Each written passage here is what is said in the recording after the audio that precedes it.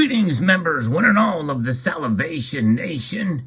Cash is here to stay. For now, let's explore.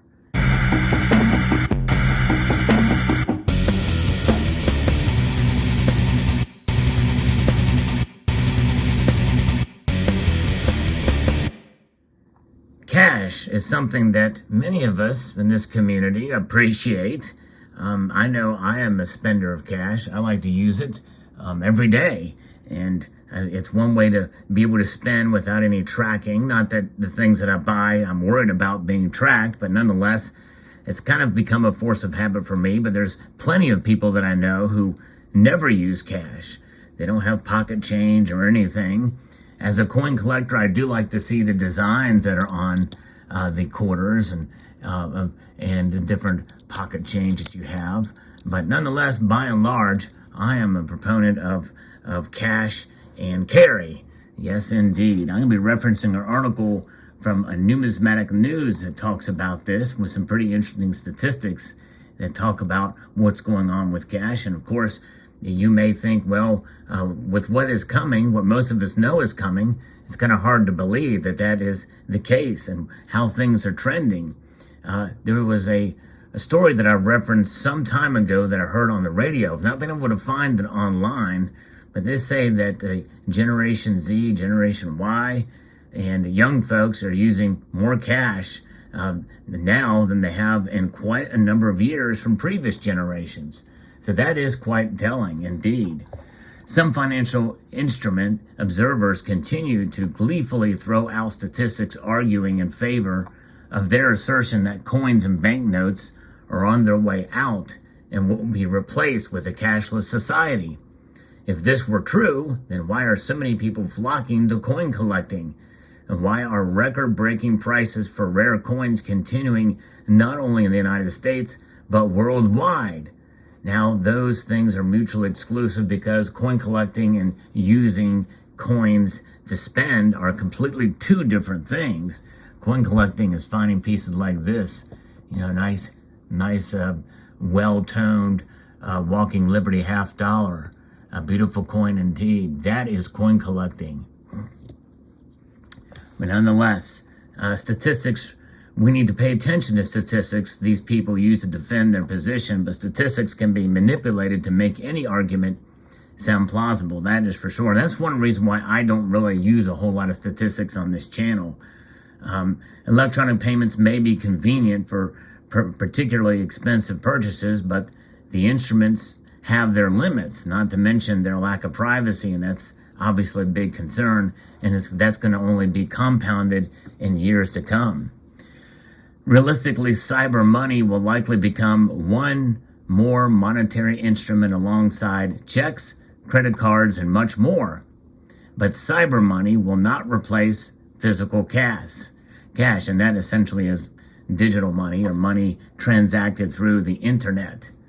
The U.S. Mint continues to issue incredible volumes of coins.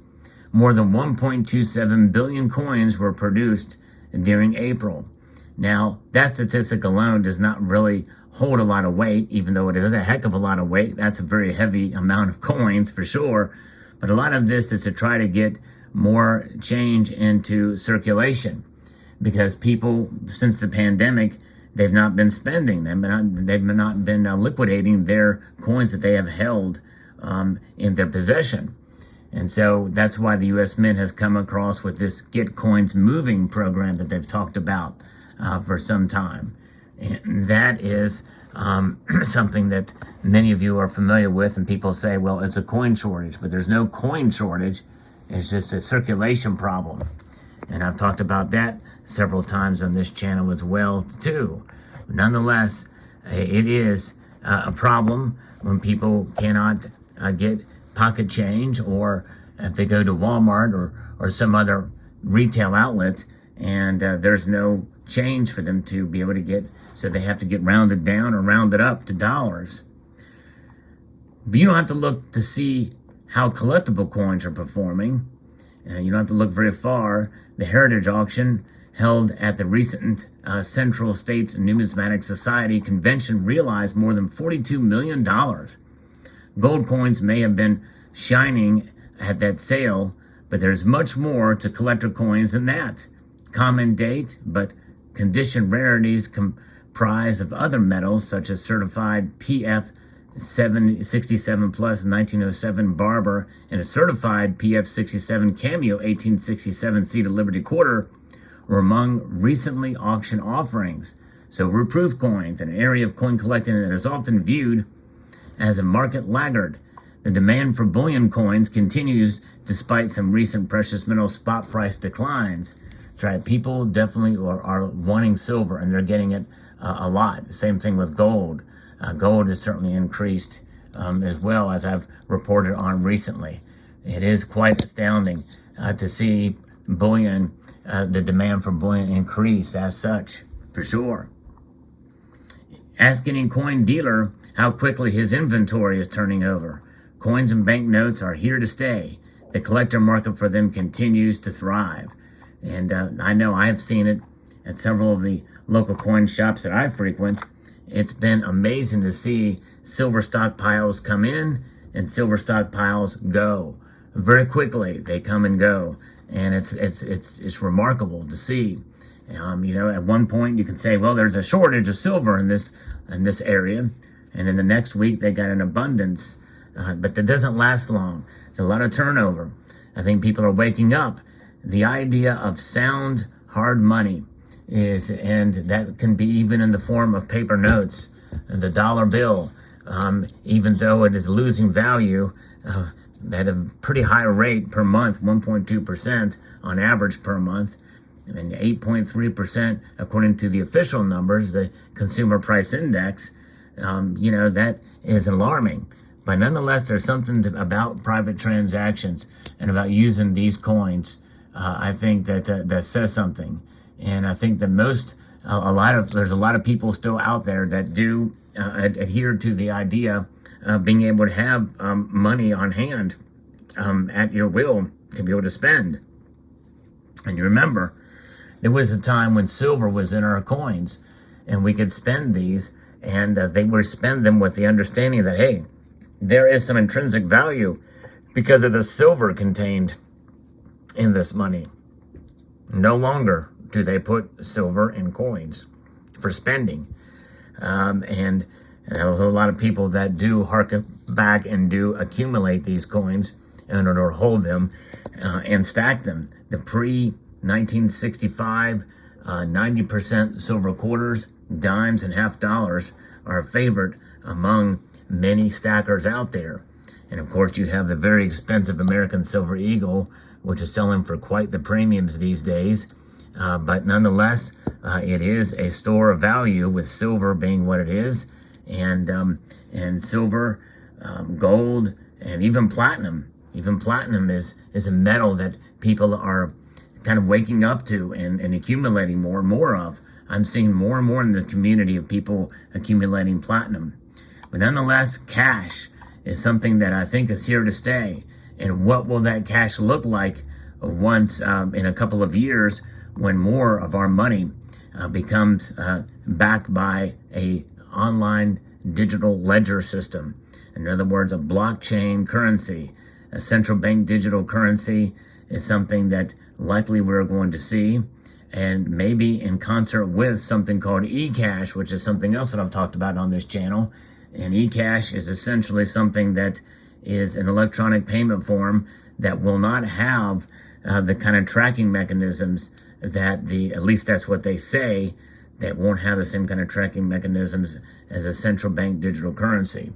Likely eCash is something that more and more people would flock to, go to, because of that preeminence, or because of the dominance of something that is closely related to cash. And what would eCash look like in the physical form? Much like what we see here. And more than likely your quarters will not look any different, because pocket change essentially is something that, there's no really reason to make it. It's especially the way that inflation is going, there's nearly no reason for your pocket change to look any different or to be any different. Dollar bills, though, paper notes, very well may, whether it be a Federal Reserve central bank digital currency note or eCash, they may and probably will have some sort of electronic QR code that will be scanned for every transaction so that they can be tracked, and each note can be tracked in a certain way somehow, in some form. That's what I'm thinking will happen. But who knows? It'll be very interesting to see how it plays out. But nonetheless, that is several years off, but they're actively planning it right now. We'll see what happens, and more on that probably in another video. But right now, it is interesting, especially when you look at the statistics and look at the numbers and how much people like cash. Do you use cash? You very well may be a silver or gold stacker, something to preserve your wealth. But I'm curious to know in the comments section below if you like to use cash, whether it be pocket change or notes. Let me know. I'd like to extend a multitude of gratitude to you all for taking the time to watch this video, and understand that I do post videos on a daily basis. So if you feel like you've missed out on some videos as of late and want to catch up, know that you can just always go to the channel page, bookmark that if you don't get notifications or see anything there with regards to your feed or notifications. Come back to the channel page and you'll see the videos there. So I'd like to extend a multitude of gratitude to you all and encourage you to please rate this video. That means thumbs up, thumb it up, share it with anybody who you think would be interested in it, comment, and subscribe.